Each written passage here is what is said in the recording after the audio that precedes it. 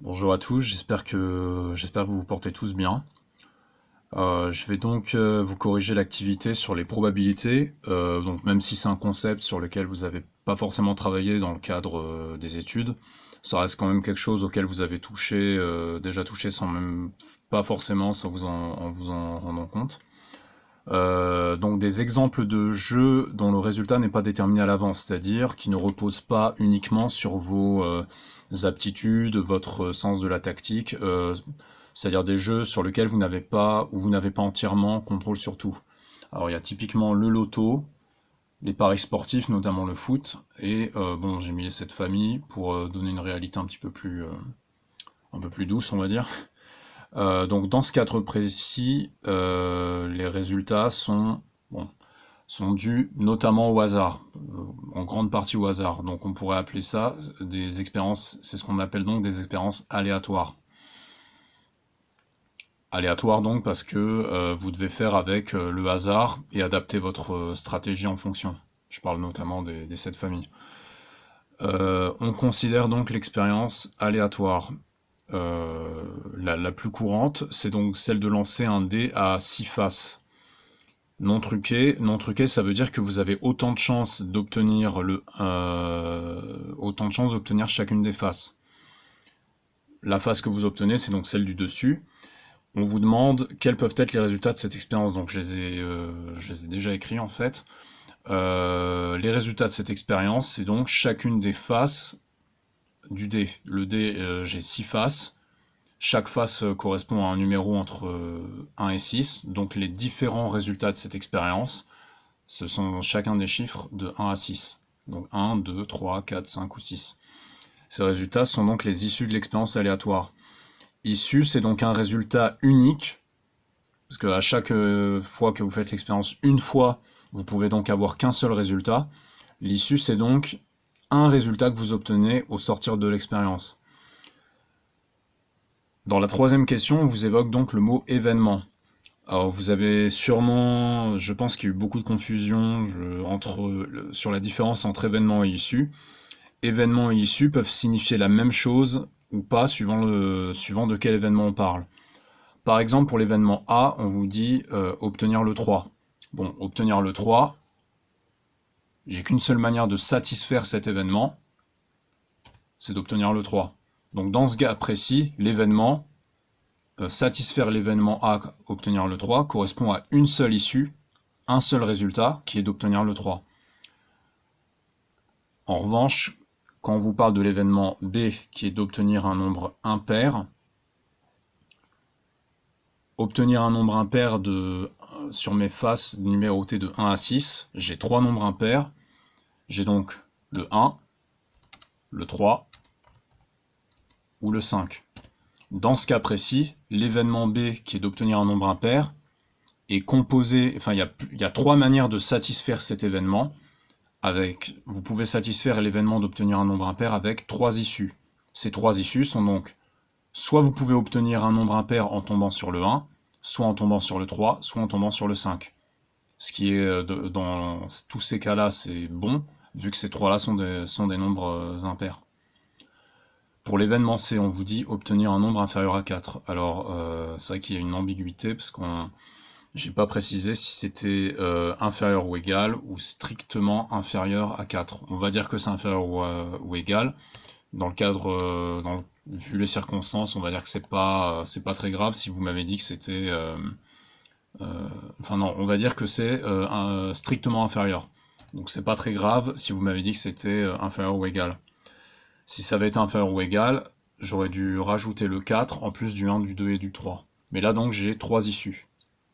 C'est les 3 nombres qui sont inférieurs à 4. Inférieur ou égal à 4.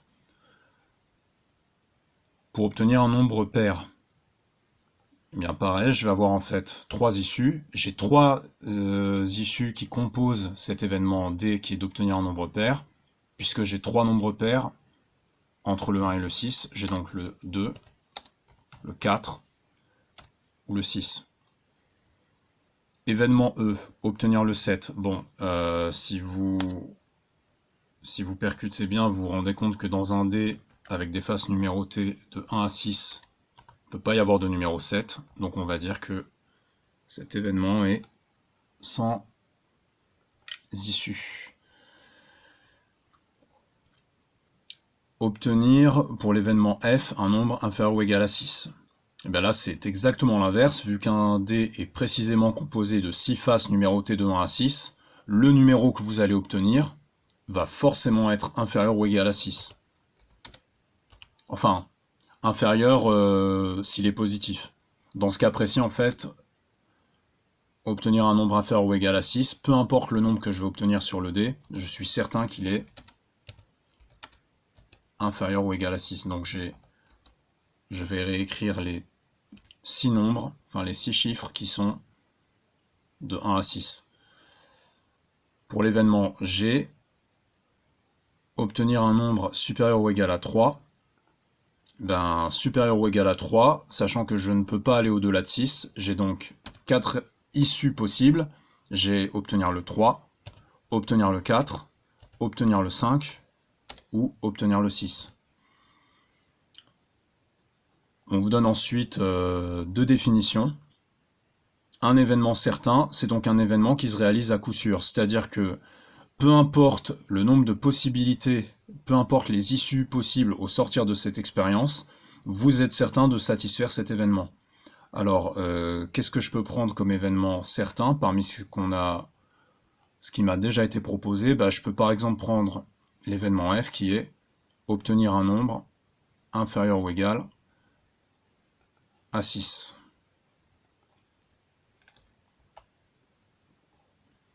Qu'est-ce que j'aurais pu prendre comme exemple? Vous auriez pu dire obtenir un nombre positif.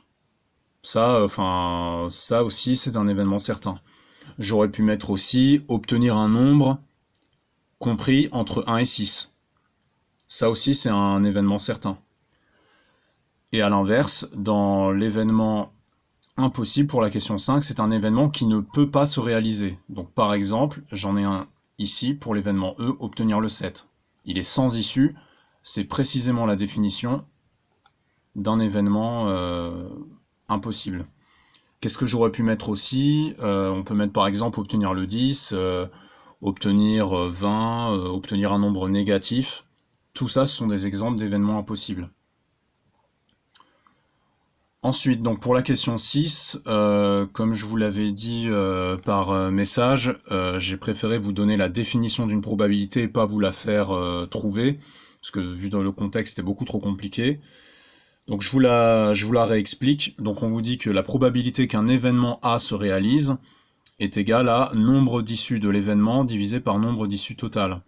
Donc par exemple, dans le cadre d'une pièce qu'on jette, je vous disais, quand vous jetez une pièce et que vous voulez vous jouer à pile ou face, il n'y a par définition que 2 issues possibles. Dans le cadre global de l'expérience, vous ne pouvez tomber que sur le pile ou sur le face. Donc si moi je m'intéresse à la probabilité d'obtenir pile, la probabilité que l'événement obtenir pile se réalise serait égale à nombre d'issues de l'événement. Il n'y a qu'une seule issue, c'est d'obtenir pile. C'est pas comme les nombres où on peut les séparer en paires, impaires, etc. Donc issue de l'événement obtenir pile, j'en ai qu'une. Nombre d'issues totales, j'en ai 2, qui est soit obtenir pile, soit obtenir face. Donc que ce soit la probabilité pour obtenir pile ou pour obtenir face, j'aurai dans tous les deux cas 1 sur 2, à savoir 0,5. Donc on va appliquer ça sur le tableau du dessous, dont j'ai déjà rempli la colonne issue de l'événement. Alors, mais je vais remplir la colonne au fur et à mesure pour les calculs de probabilité. Alors pour l'événement A, on avait dit obtenir le 3, j'ai qu'une seule issue, qui est de 3. Donc la probabilité dans ce cas précis, je vais avoir le nombre d'issues qui composent l'événement A, et j'en ai qu'une seule, c'est-à-dire le 3, donc j'ai une issue, divisé par le nombre d'issues totales de l'expérience. Dans cette D, j'ai toujours 6 issues au total. Donc ça me fait bien 1 sur 6. Pour obtenir un nombre impair, j'ai donc 3 issues possibles, 1, 3 et 5. Alors je vais reprendre la même formule. Vous avez toujours le divisé par 6, parce que tant que vous restez dans la même expérience, ce que vous avez au dénominateur ne va pas changer, c'est-à-dire que le nombre d'issues totales, peu importe l'expérience, Si l'expérience ne change pas, on est d'accord, ne change pas. Donc, je vais toujours avoir un sur 6 au dénominateur. Sauf que là, le nombre d'issues total d'obtenir un nombre impair, j'en ai 3. Et le 3 sur 6, je peux simplifier ça. Je vous rappelle, le 6 égale 3 sur 2, et vous barrez les 3 en haut et en bas. Le 3 sur 6, je peux donc le simplifier en 1 sur 2. Obtenir un nombre inférieur à 4, ça va être exactement la même chose. Comme j'ai 3 issues sur un nombre d'issues total de 6, je vais donc avoir également 1 sur 2. Obtenir un nombre pair, exactement pareil. 3 issues dans l'événement sur un total d'expérience qui comporte au total 6 issues. Donc encore une fois, 1 sur 2. L'événement, obtenir le 7. J'ai aucune issue, donc 0, qui satisfasse cet événement. Divisé par 6 issues au total. 0 divisé par 6, ça me fait donc 0. Ensuite, obtenir un nombre inférieur ou égal à 6. Donc je vous rappelle, on était dans le cadre d'un événement certain. J'ai 6 issues qui permettent de satisfaire l'événement obtenir un nombre inférieur ou égal à 6, divisé par 6 issues au total. Je peux donc barrer le 6 en haut et en bas, ce qui me fait non pas 0 pour les petits malins, mais 1. Donc ce que vous voyez, c'est que pour un événement certain, une manière de traduire ça, c'est qu'un événement certain correspond à une probabilité de 1. Tandis que un événement qui est impossible, ça correspond à une probabilité de 0. Ça, c'est dans tous les cas. Événement certain, probabilité de 1. Événement impossible, probabilité de 0. Ça, c'est une certitude. Ensuite, obtenir un nombre supérieur ou égal à 3. Eh bien, j'ai 4 issues dans cet événement. 3, 4, 5, 6, ça me fait donc 4 issues. Divisé par 6. Cette fois, la fraction, je vais la simplifier par 2. 2 fois 2 sur 2 fois 3, je barre les 2, en haut et en bas. Il va donc me rester 2 sur 3. Vous pouvez laisser les résultats en fractions, c'est très bien. Je veux dire, si vous gardez par exemple pour les probabilités du haut, si vous gardez le 1 sur 2 et que vous ne mettez pas 0,5, c'est tout sauf grave. Par contre, le 3 sur 6, il est en général conseillé de le simplifier. Obtenir un multiple de 3. Alors si vous connaissez bien vos tables de multiplication, j'ai donc deux multiples de 3 qui sont compris entre 1 et 6. J'ai le 3 et le 6. 3, 3 fois 1, 6, 3 fois 2. Ça me fait donc 2 issues divisées par toujours 6 issues totales dans mon expérience. Là, cette fois, je vais simplifier, si vous regardez bien, encore une fois par 2. Parce que 6, c'est 3 fois 2, donc je vais simplifier les deux en haut et en bas. Et il va donc me rester 1 sur 3. Et enfin, obtenir un diviseur de 6. Je n'ai qu'un seul nombre compris entre 1 et 6 qui peut diviser 6. Ça doit être un nombre au moins égal à 6. Donc j'ai qu'une seule issue, c'est le 6. Donc 1 divisé par 6. Et ça, je ne peux pas le simplifier davantage. Donc voilà ce qu'on a dit, ce que je vous avais évoqué au-dessus. On remarque que la probabilité d'un événement impossible est toujours égale à 0. Et que la probabilité d'un événement certain est égale toujours à 1. Voilà, c'est tout pour cette activité.